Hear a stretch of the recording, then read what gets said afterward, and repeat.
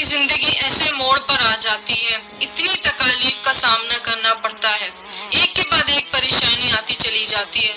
ہم پریشان ہو جاتے ہیں، ہم کنفیوز ہو جاتے ہیں کہ اب ہم کیا کریں۔ سچ کہوں تو اس ٹائم ہم مانگنا بھول جاتے ہیں۔ کچھ دنوں کے بعد جب تکلیف بہت زیادہ بڑھ جاتی ہے، اس کے بعد ہم فوکس کرتے ہیں، تھوڑا سا غور کرتے ہیں کہ کیا ہم نے تکلیف آتے ہی اللہ تعالیٰ سے رجوع کیا، اللہ تعالیٰ سے مانگا،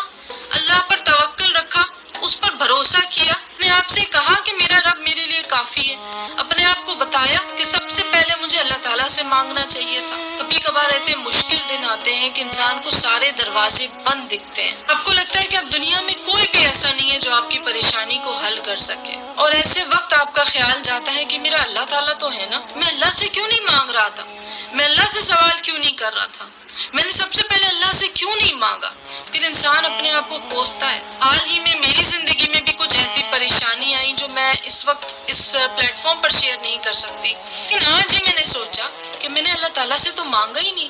اللہ تعالیٰ کے تو میں پیچھے ہی نہیں پڑی۔ جب انسان کو کوئی مشکل آ جاتی ہے، پریشانی آ جاتی ہے، تکلیف آ جاتی ہے، ہم دنیا میں رہتے ہیں، اللہ تعالیٰ نے ہمیں دنیا میں بھیجا ہے، ہم جنت میں نہیں رہتے، ہماری زندگی میں تکلیف آئیں گی، ہماری زندگی میں پریشانیاں آئیں گی۔ ایسا نہیں ہے کہ زندگی میں تکلیفیں نہیں آئیں گی، پریشانیاں نہیں آئیں گی، دکھ نہیں ملیں گے، تکلیفیں بھی آئیں گی، دکھ بھی ملیں گے، اور کبھی کبھار تو ایسا وقت آتا ہے کہ ایک کے بعد ایک تکلیف آتی چلی جاتی ہے اور آپ حیران ہو رہے ہوتے ہیں، آپ افسردہ ہو رہے ہوتے ہیں، آپ اندر سے ٹوٹ جاتے ہیں،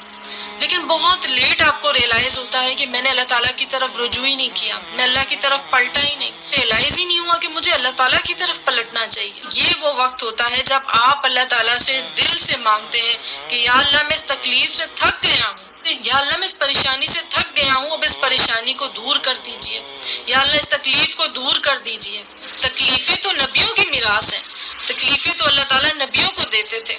جس قدر آپ کو زندگی میں تکلیفیں مل رہی ہیں اتنے آپ کے درجات بلند ہوتے چلے جا رہے ہیں، اتنا آپ کا مرتبہ اللہ تعالیٰ کی نظر میں بڑھتا چلا جا رہا ہے۔ پیارے نبی کریم صلی اللہ علیہ وسلم نے فرمایا، اگر انسان اللہ پر اس طرح توکل رکھے جیسے کہ پرندے رکھتے ہیں، تو پرندوں ہی کی طرح اللہ تعالیٰ انہیں رزق عطا کرے گا کہ صبح خالی پیٹ نکلتے ہیں اور واپس بھرے پیٹ اپنے گھروں کو، اپنے گھونسلوں کو آتے ہیں۔ چاہے معاملہ رشتے کا ہو، جابز کا ہو، بزنس کا ہو، ہمیں ٹینشن ہر وقت رہتی ہے۔ ابراہیم علیہ السلام کو جب آگ میں ڈالا جا رہا تھا تو ان کے پاس جبرائیل علیہ السلام آئے، اور جبرائیل علیہ السلام جو کہ فرشتے تھے، انہوں نے کہا کہ کیا آپ کو کوئی مدد کی ضرورت ہے؟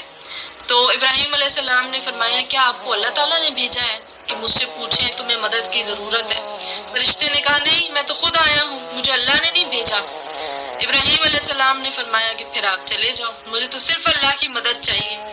جبرائیل علیہ السلام چلے گئے اور ابراہیم علیہ السلام کو آگ میں پھینک دیا گیا۔ اب یہ بات بتاتے ہوئے بڑی عام سی بات لگتی ہے، لیکن خود کو اس جگہ امیجن کریں تو آپ کو سمجھ آئے گا کہ جب ابراہیم علیہ السلام کو آگ میں ڈالا جا رہا تھا تو کیا کیفیت ہوگی۔ اسی وقت میں ابراہیم علیہ السلام نے کہا، حسبنا اللہ و نعم الوکیل، بے شک اللہ تعالیٰ بہترین کارساز ہے اور وہی میرے لیے کافی ہے۔ اللہ تعالیٰ کی اور وہی میرے لیے کافی ہے۔ اللہ تعالیٰ کی طرف سے جب ابراہیم علیہ السلام کو اتنی بڑی عمر میں اللہ تعالیٰ نے اولاد کی نعمت سے نوازا، پھر اللہ تعالیٰ نے حکم دیا، جاؤ اپنی بیوی ہاجرہ کو اور اپنے بیٹے اسماعیل کو مکہ کی سنگلاخ پہاڑیوں کے درمیان چھوڑ کر آ جاؤ۔ جب وہ انہیں چھوڑ کر آنے لگے تو بی بی ہاجرہ نے کہا کہ اللہ تعالیٰ نے آپ کو یہ حکم دیا ہے؟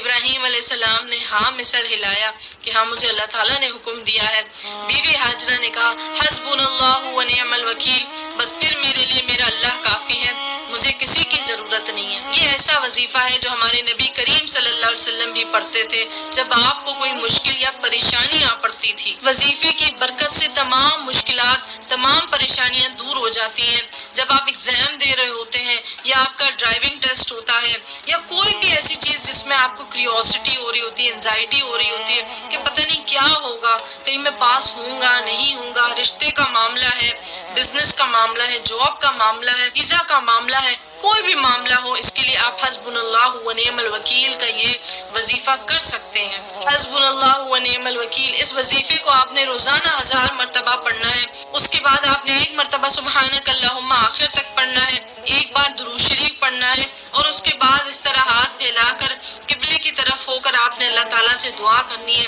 کہ یا اللہ میرا یہ مقصد ہے، اس مقصد کو قبول کر لیں۔ یہ عمل آپ نے 7 دن کرنا ہے، انشاءاللہ اللہ تعالیٰ اس وظیفے کی برکت سے آپ کی دعا، آپ کی خواہش، آپ کی حاجت کو قبول کر لیں گے۔ نہ صرف قبول کریں گے بلکہ آپ کے دل کو سکون بھی عطا کریں گے۔ آپ کا دل جو بے قرار ہے، آپ کا دل جو اضطراری کیفیت میں ہے، اللہ تعالیٰ اس کو پرسکون کر دیں گے۔